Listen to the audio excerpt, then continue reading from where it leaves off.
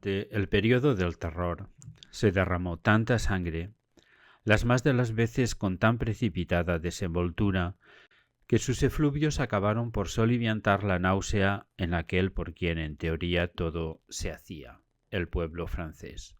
Razón por la cual éste acogió con alivio la ejecución del gran ejecutor Robespierre, así como de sus inflamables compañeros.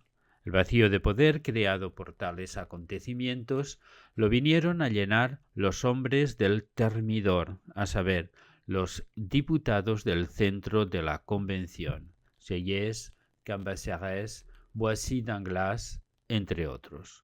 Su objetivo era luchar al mismo tiempo contra los epígonos del terror y contra los realistas. Ni 1791 ni 1793 proclamaban para instaurar una república conservadora. Así pues, se abrieron las prisiones, se produjo el retorno de los girondinos a la asamblea y se calmó la agitación vendéenne con una amnistía. Se suprimió la Constitución del año 1 y se preparó la Constitución del año 3, la cual marca un retroceso neto sobre la primera. Los derechos sociales se hallan ausentes, se restablece el sufragio censitario y se dividen los poderes con objeto de conjurar ya sea una asamblea omnipotente, ya sea la dictadura de un hombre solo. El legislativo es pues dividido en dos cámaras, el Consejo de Ancianos y el de los 500, y el Ejecutivo es colegial. 5 directores, conocido como directorio. Sin embargo, lo que se preveía como una garantía se revelará como un factor de bloqueo.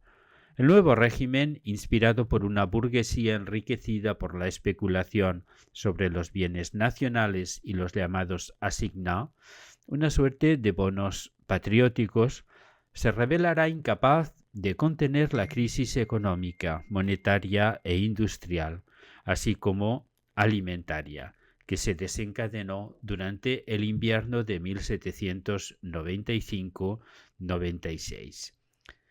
En el campo, los pillajes aislados van evolucionando hacia una organización sistemática de los mismos por bandas de bandoleros armados.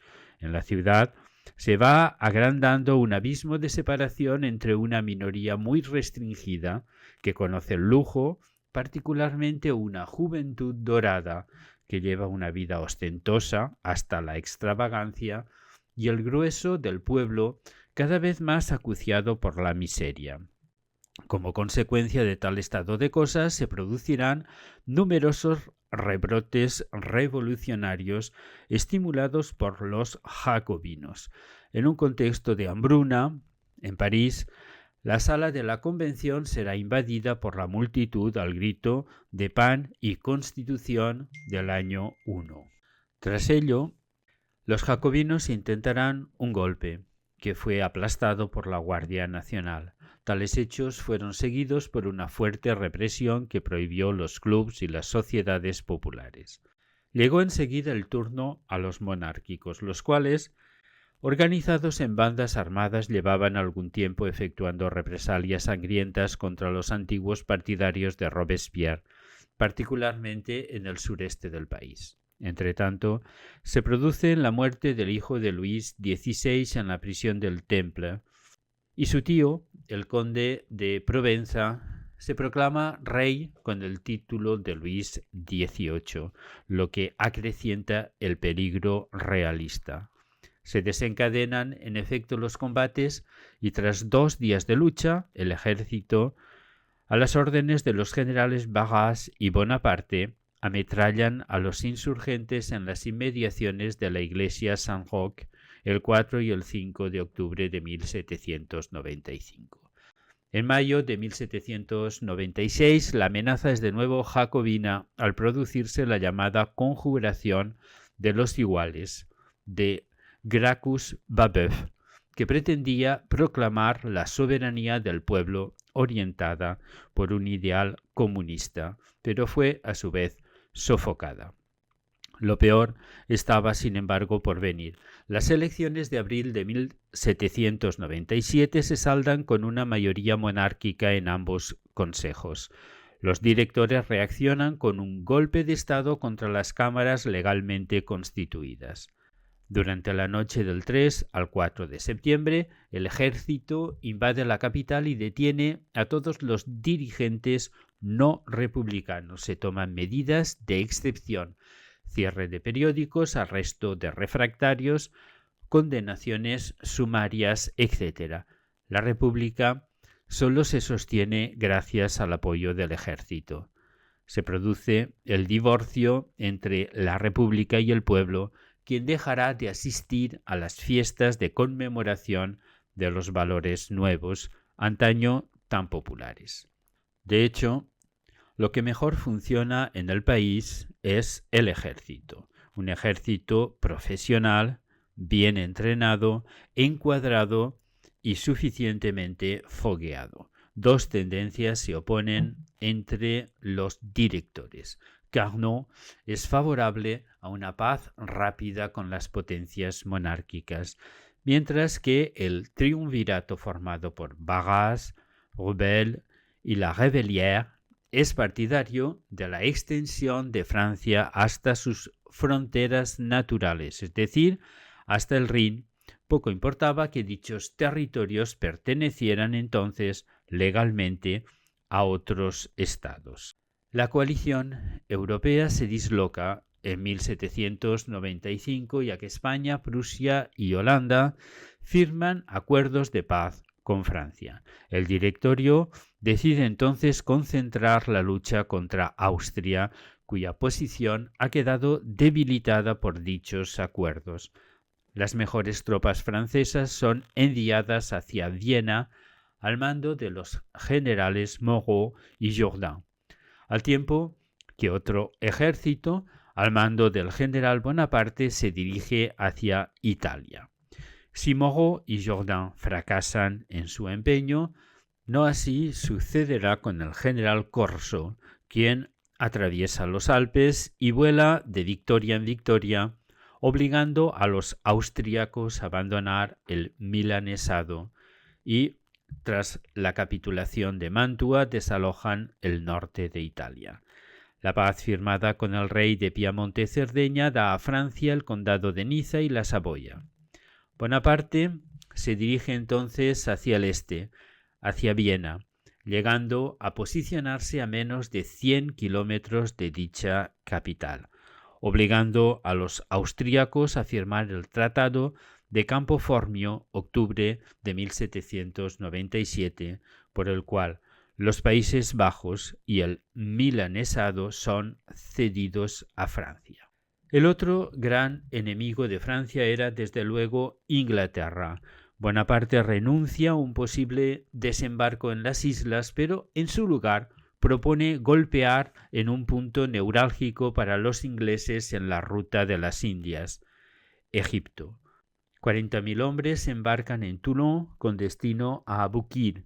Se apoderan de Alejandría y derrotan a los mamelucos en la batalla de las Pirámides el 21 de julio de 1798.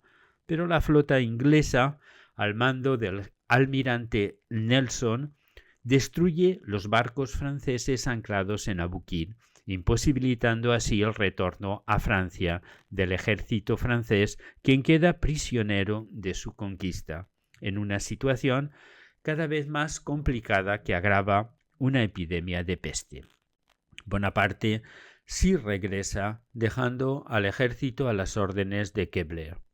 Al propio tiempo, la política de expansión continúa y en 1798 Roma es ocupada y pillada por un ejército francés.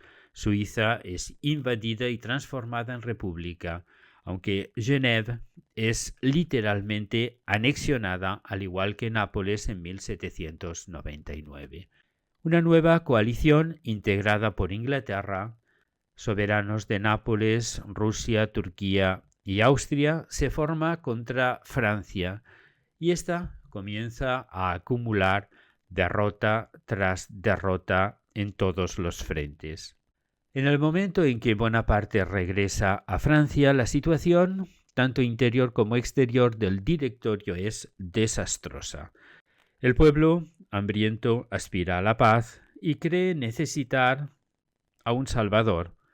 Bonaparte, aureolado de gloria militar y a quien la participación en la represión contra los realistas da el aura de un general republicano, aprovechará la circunstancia para tomar el poder. Para ello, se entiende con su hermano Lucien, a la sazón presidente de los 500 y Sieyès director, para derrocar el sistema. El 18 Brumario, 10 de noviembre de 1799, entra en fuerza en la sala de reunión del Consejo de los 500 e impone una revisión de la Constitución.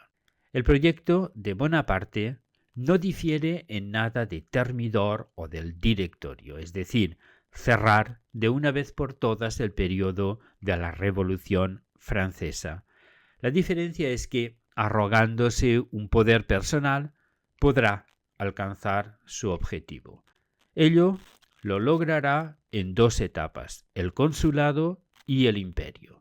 Durante el consulado, la República y sus símbolos, la bandera tricolor, el calendario revolucionario y la marsellesa, persistían. En 1804, la instauración del imperio pone fin al equívoco.